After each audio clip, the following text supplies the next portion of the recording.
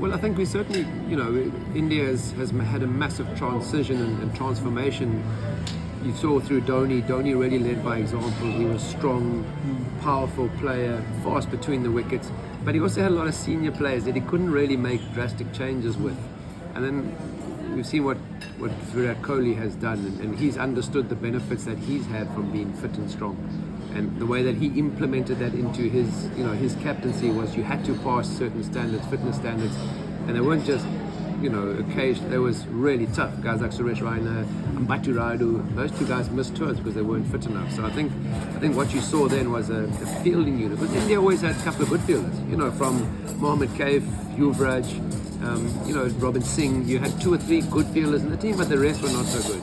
Whereas now you might have one senior player that is not sharp on the button, and that was, I think, a lot of it through Virat Kohli insisting. So Rohit Sharma's got a side that's got a lot of good athletes. Even the fast bowlers get around. That they're really good in the field too, and I think that's a difference. It's not just because Rohit's done this. It's something that Dhoni started, Kohli insisted on, and Rohit's now got the benefit of that sort of desire. We see it in Indian Premier League. I mean, the young players who come in are good athletes, whereas in the past they were good cricket players and you had to try and turn them into athletes. Now they really come in players who move really, really well. So I think they're a strong fielding unit. Without Jadeja, massive difference. But you got someone like an Akshar Patel who comes in because there's no Jadeja. He bats, he bowls, he's pretty decent in the field, but he's not a Jadeja. In fact, there's no other Jadeja in India. So big shoes to fill in the field. But other than that, a very strong, consistent outfield. Maybe not got the speed as they have had in the past, but still some very good athletes. I think captaincy, communication is important, but you got to remember that communication is a two-way thing. So it's not just the captain telling the players what to do. The ability to listen is so important. So that's a great skill in, a major part of communication. It's not just you telling people what to do, but you listening. And I think that's where, Rohit, you see the way that he bats. He's so elegant, he's very relaxed, he's got time. And his captaincy is a bit like that too, So Kohli was totally different, fiery guy, and he was passionate, and you always knew what he was feeling, because he would show you his emotions. Whereas Rohit, Dhoni was just like a poker face all the time. You never knew, but you could just see the brain, the mind ticking behind those eyes that were just still and focused. And Rohit certainly, he certainly is somebody from a captaincy point of view. He's had great success in franchise cricket around the world. And it's because, obviously he's had good players around him, but he's also utilized their skills and their knowledge of the game. So if you come in as a captain, try and tell people what sort of job they have to do. It's about, even leadership is still it's a team effort. You need to be able to, make the decisions, inspire people, but you inspire people by giving them freedom to do what they do best, and knowing that they've been picked for a certain job, letting them understand their role, but then giving them the freedom to do it their way. And I think that's where Rohit is really good, is that he doesn't force people, this is how you have to do things. He's not like that at all.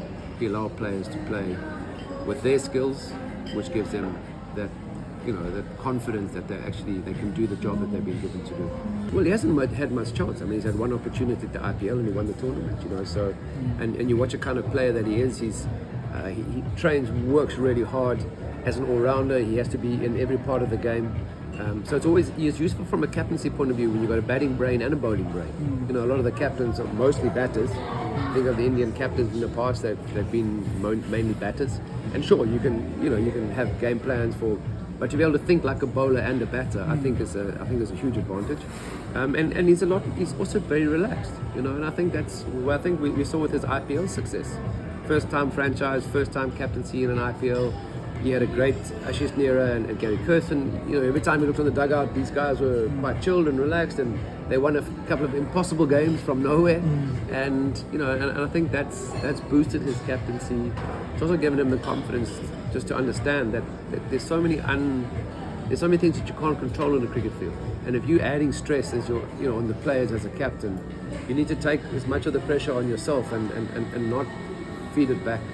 So I think he's got a lot to learn. I mean, one success doesn't mean he's going to be a great captain, but I think he has potential to be a good limited overs captain, a good white ball captain, because he does see things from from a batting and a bowling perspective, which is quite unique in world cricket right now. You think of Ben Stokes, you know, he, as an all-rounder, you understand perfectly from a batting point of view and a bowling point of view sometimes what needs to be done. Where in the batter, you sometimes think of how you would handle a situation as a batter against a certain bowler, and that's your game plan for your bowling team. But you know, the way that you play batting-wise, it might be totally different to what your bowlers are actually thinking. So I think Hardik has potential, but you know, one summer doesn't make a swallow.